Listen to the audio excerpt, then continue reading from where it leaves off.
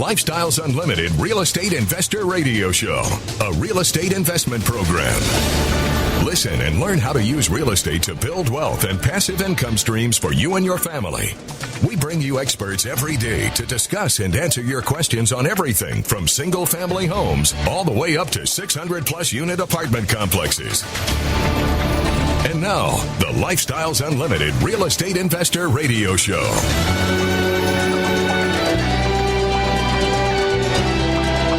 Welcome to the show. My name is Al Gordon, and as always, we're working on your financial freedom. What do you do with a piece of property that you inherited years ago and you just kind of put a resident in that property and you just kind of let them live there and, hopefully pay the rent on time and, everything's just going to run smoothly, right? Well, what if that property happens to be a condominium? And what if that condominium association decides to change the bylaws and prevent you from renting that property out? What do you do? What do you do? Now, first thought is, I guess we're just going to sell it, right? Just put it on the market and get it sold. Okay, that's an option. But what about the tax liability associated with doing that? Do you even know how to calculate that? What if you could avoid paying those taxes in the near term and essentially defer those taxes to a different time and place? Which means that you could actually sell that property and take all of the capital gains and use it to buy something else. Now, when I say something else, I'm not saying you go out and buy jet skis or that bass boat you've been wanting or, that beautiful BMW motorcycle that you've been, you can't get off your mind. That's not what I'm talking about. There's a provision in the tax code which allows you to do exactly what I just described. But you can't go out and buy jet skis. You can't buy a bass boat. You can't get that BMW motorcycle. You have to take the proceeds and you have to invest the earnings, the gains, so to speak, into like-kind property. So in other words, you're going to buy additional rental property. Well, that's just what one of our members did. That's exactly what they did. So what I'm going to do for you on today's show is I'm going to get into some of the nitty-gritty. I actually like doing these kind of shows because it gives me an opportunity to share with you the success stories of our members. Trust me, I love doing it. And I love doing it for a couple of reasons. Number one, it's great information for you to hear. Number two, it's not just my real estate investing results that you're hearing. You're hearing the results of other people that are doing what I'm doing. And that's one of the cool things about Lifestyles Unlimited.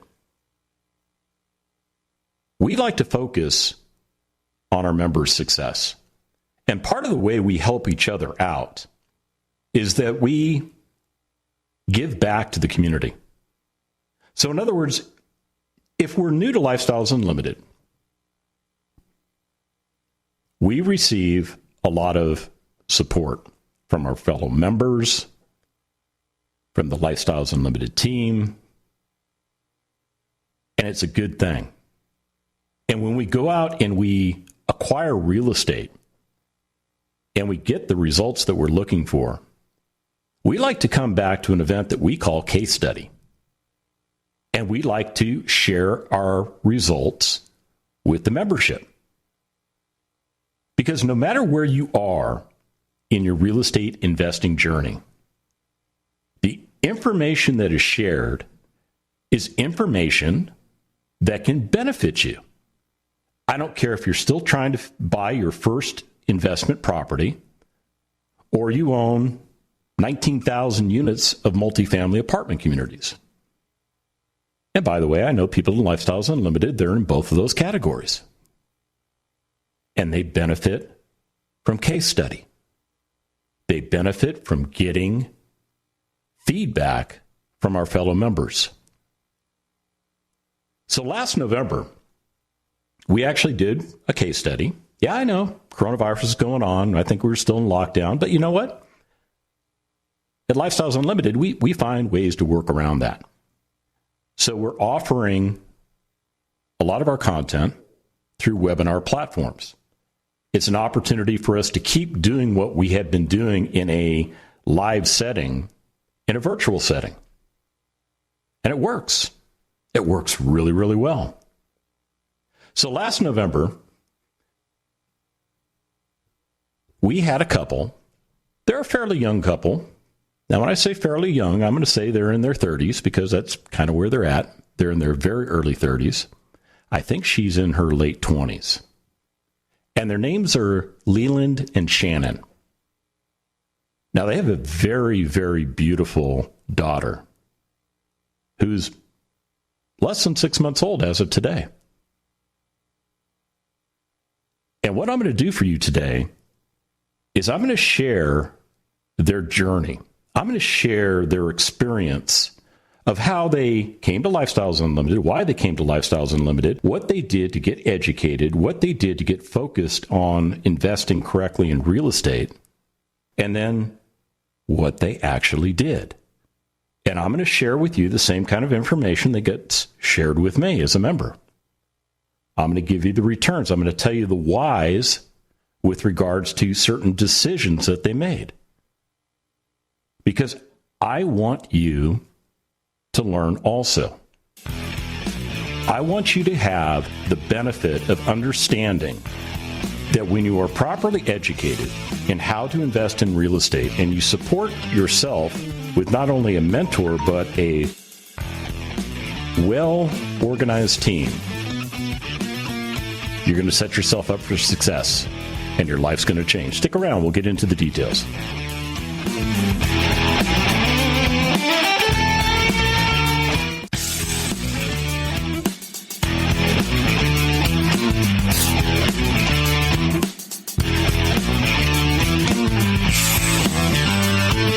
Welcome back to the Lifestyles Unlimited Real Estate Investor Radio Show. Now, let's get back to your map to financial freedom.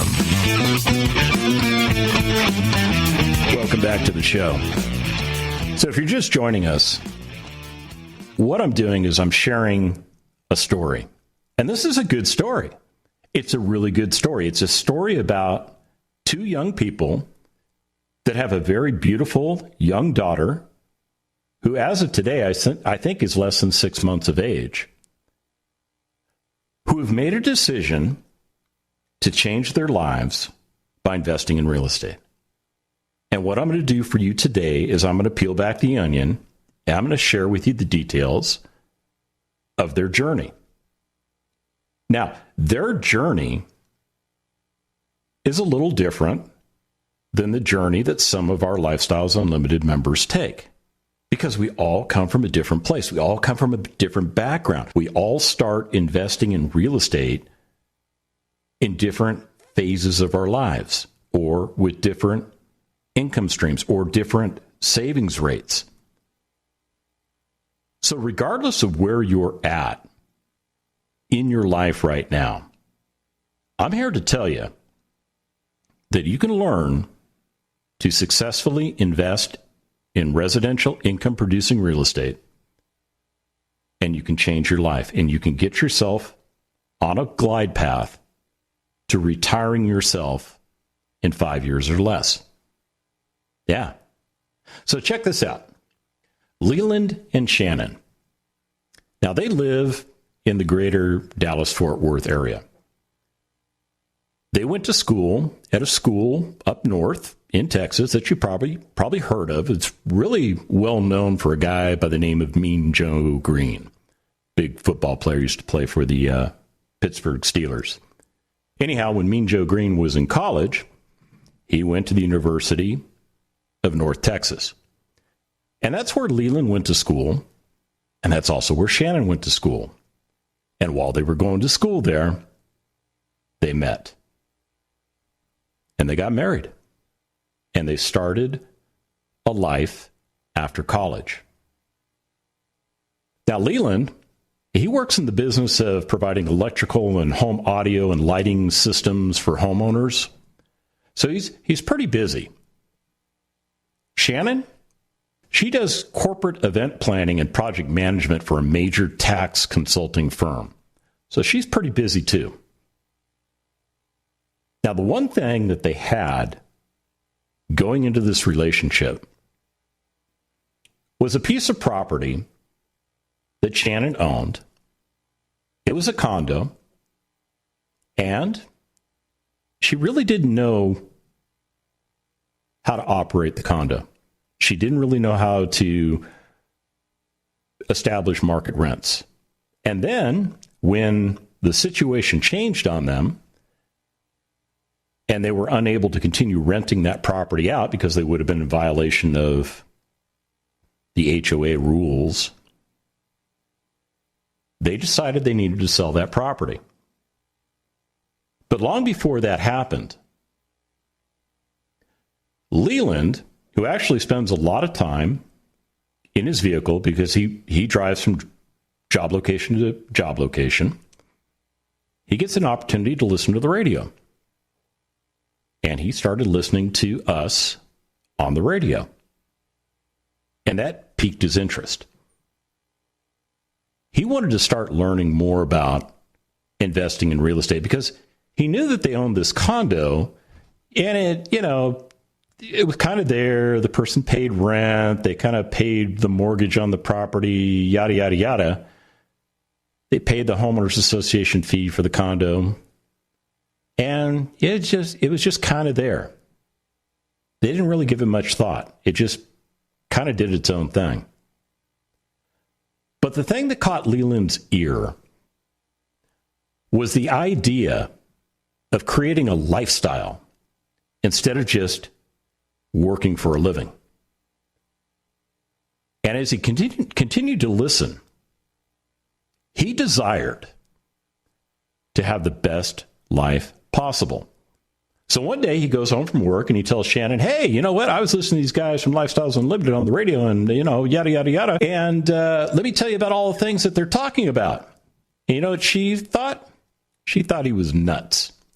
She thought that real estate investing stuff, it really doesn't work, because she already has some experience with real estate investing and, it's not doing much to change their life. But after a little bit of convincing, Leland and Shannon agreed to attend one of our free workshops. And after attending that workshop, they decided to become members. So their next step was to attend what we call our Financial Freedom Seminar. And in that seminar, we teach you the fundamentals of correctly investing in real estate. They took notice. And the one thing that Shannon said, which really I thought was a really cool thought, was that she realized that although she was living a comfortable life, and again, this is before they became pregnant, there was an even better life waiting for her if they just followed our instruction. So they went to work. Now, they became members back in early 2018. And in June of 2018, they bought their first investment property. It was a 3-bedroom, 1.5 bath, 1-car garage property, about 1,300 square feet, that was built in 1955.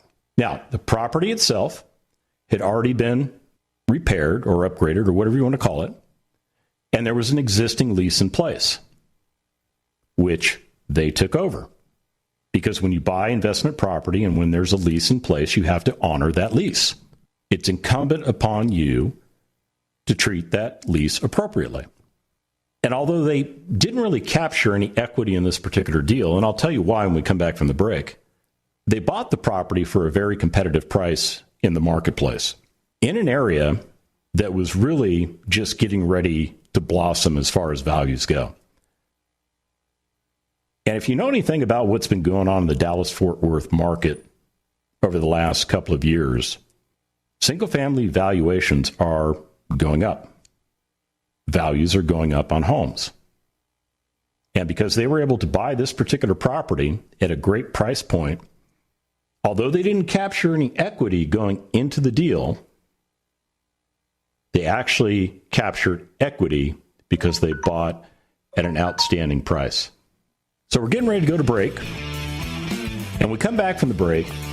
What I'm going to do is I'm going to get into the numbers. I'm going to talk about the returns. And then I'm going to talk about how Leland was able to effectively give himself a 35% raise over his W-2 salary. Yeah, stick around. You're going to want to hear this.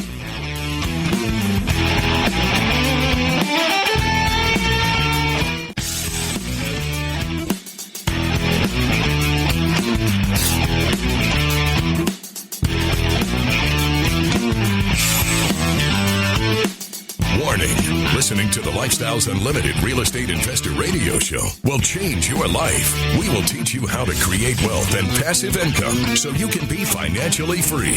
And now, back to your host. Welcome back to the show. So we're talking about Leland and Shannon. They're Lifestyles Unlimited members. They've been members since 2018. And they decided, after being properly educated, to buy their first single-family property together. And as I mentioned before we went to the break, although they didn't technically capture any equity going into the deal, meaning when they bought the property, they pretty much paid almost retail pricing. They got a pretty good deal on the property. For whatever reason, the seller wanted to sell, so they didn't pay full market value for the property, but they paid close to it. Now, normally when we buy properties at Lifestyles Unlimited, we're looking for something that's distressed. We're looking for something that's got issues that we can go in and turn around. So we like to buy wholesale, improve the properties. So the difference between what the property is actually worth, all fixed up in the marketplace, and what we acquired the property for and renovated it for is the equity that we capture. So in this particular deal, they really didn't capture any equity going into the deal because they didn't do it the way we normally buy property. And I'm not saying they did anything wrong. What I am saying is that they bought a property in an area that was really positioned to go up in value. And they got a little bit of equity by getting a really good price for the property when they bought it.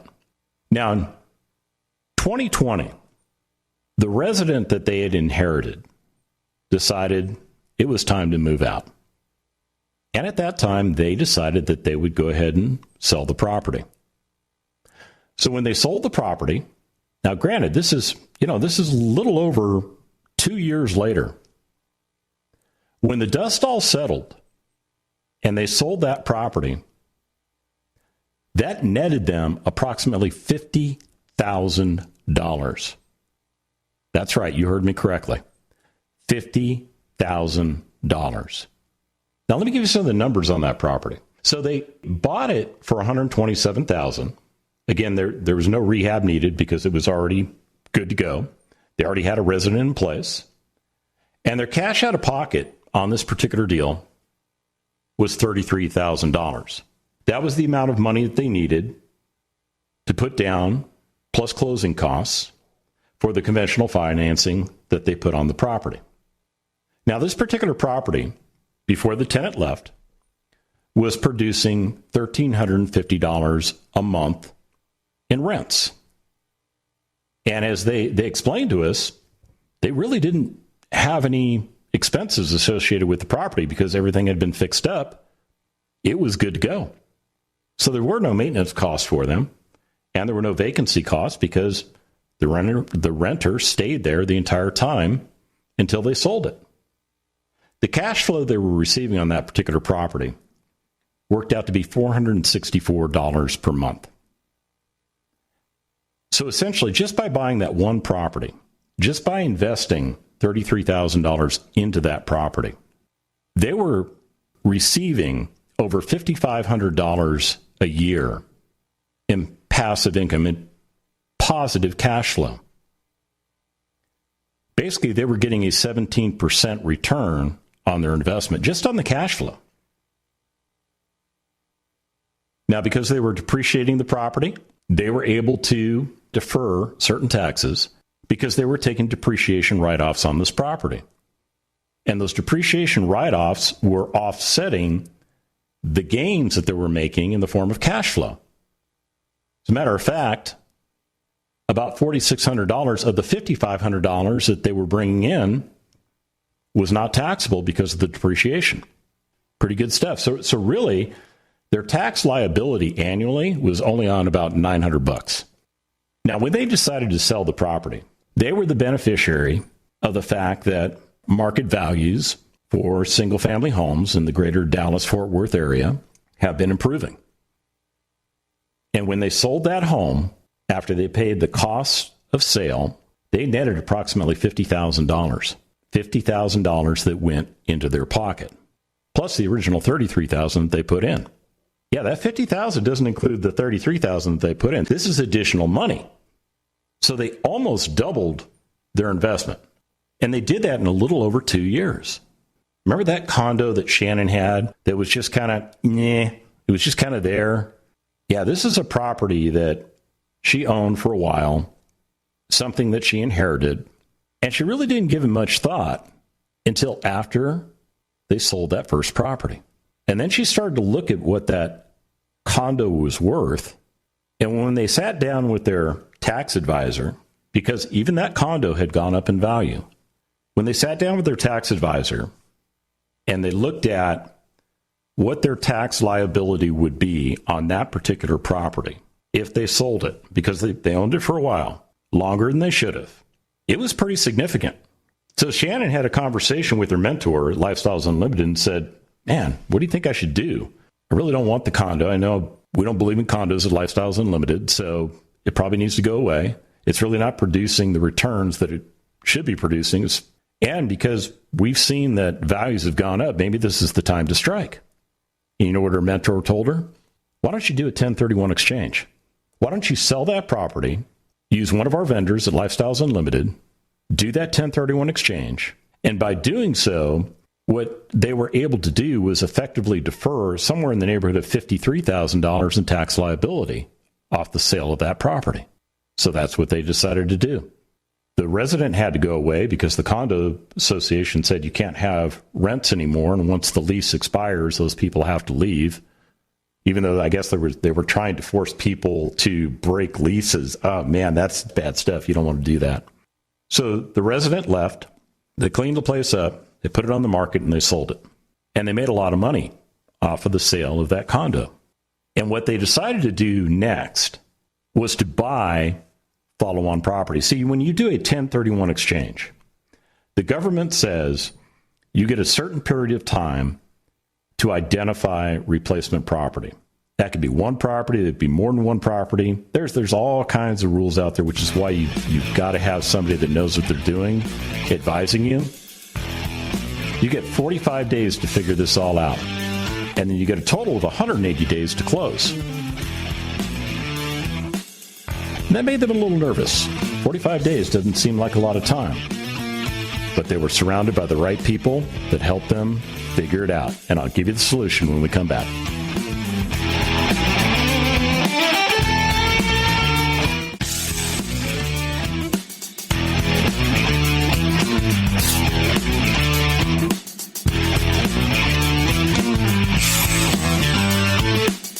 Welcome back to the Lifestyles Unlimited Real Estate Investor Radio Show. It's time to turn up the volume and fine-tune your passive income plan so you can create the lifestyle you've always wanted. Welcome back to the show. So Leland and Shannon sold that condo that Shannon had owned since long before the two of them had met.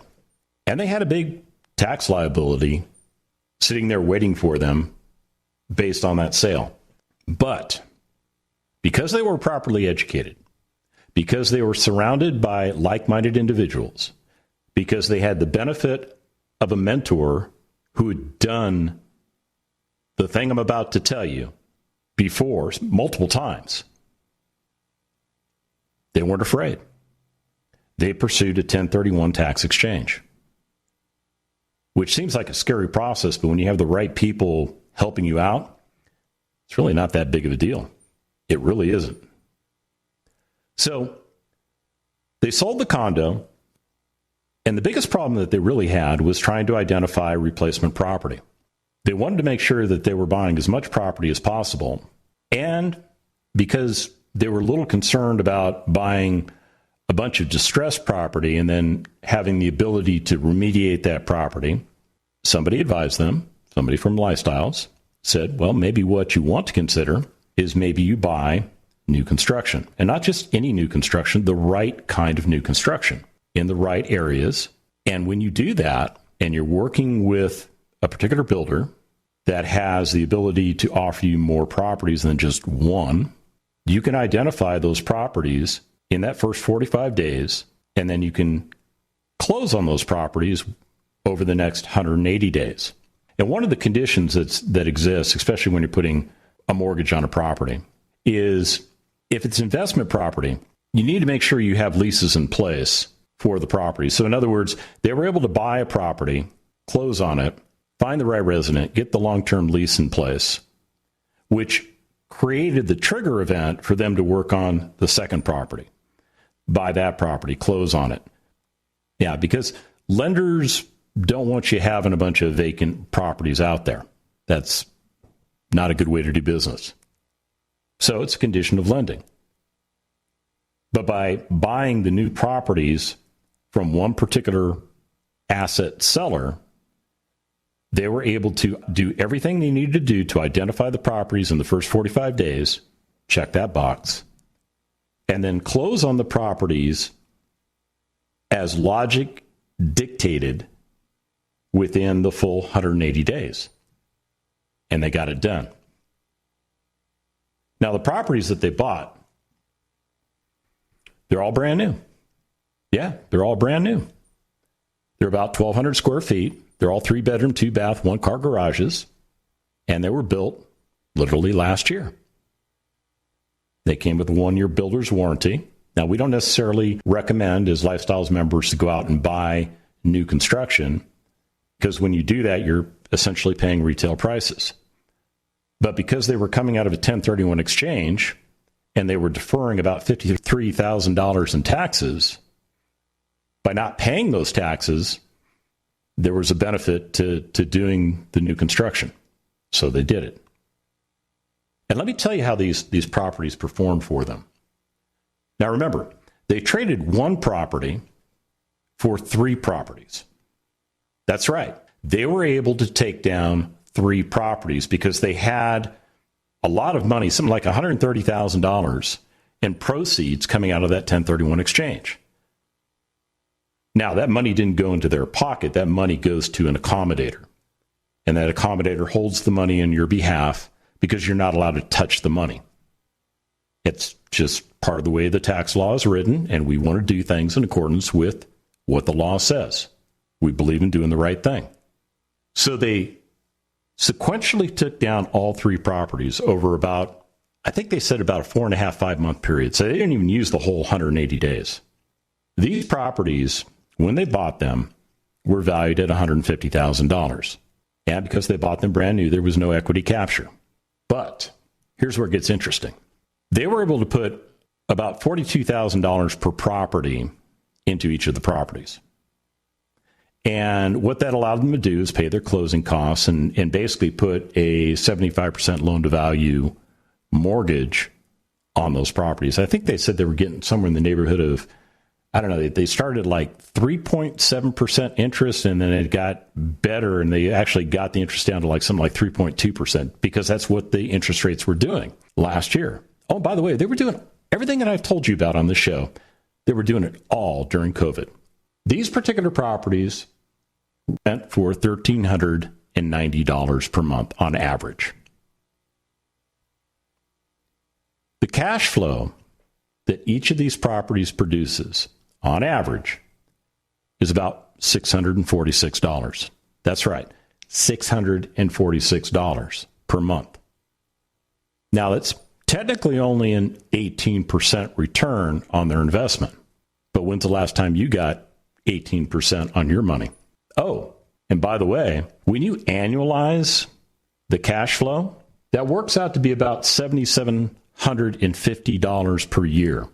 And since there's 3 of those properties, they essentially gave themselves a raise of over $23,000 a year. $23,000 per year. Leland said that was the equivalent of him getting a 35% raise based on what he makes at his job. So you think about it. If 3 properties can replace a third of his income, how many more properties does he need to not have to go back to work? You can do the math. Now, there's 2 of them. They're both working. But this is powerful, folks. This is very powerful. They did all of this in the course of a year. Oh, by the way, there's still that net proceeds of about $50,000 off that other house that they sold, which they can use those funds to actually buy properties the way we like to buy them. Go find those distressed ones and go ahead and capture that equity. There's nothing wrong with that. It's all good stuff. Now, their tax liability on these properties works out to be, it's about, what's that number? Less than $7,000. I don't mean they owe $7,000 in taxes. I mean, when they take the depreciation on these properties and they offset that $23,000 plus that they're bringing in, they're only taxed on about $7,000. They're not taxed on the full $23,000. That's the way real estate works. Let's just, for giggles and grins, let's keep talking about the different ways we make money in real estate. Real estate has a tendency to go up in value over time. Traditionally, properties tend to double in value about every 20 years, faster in some places, slower in others. Texas seems to be going a little bit closer to the faster than as opposed to the slower than. Now, I'm not telling you that prices will always go up in Texas, but they're going up. So if you just do a 3.5% appreciation on these properties, each property should go up on average about $16,000 over 3 years. That's $48,000 over 3 years that the value goes up. And these properties probably have the ability to go up a little bit more. I'm not saying they will. I'm just saying they have potential. So now you're looking at a future value of these properties at around $166,000.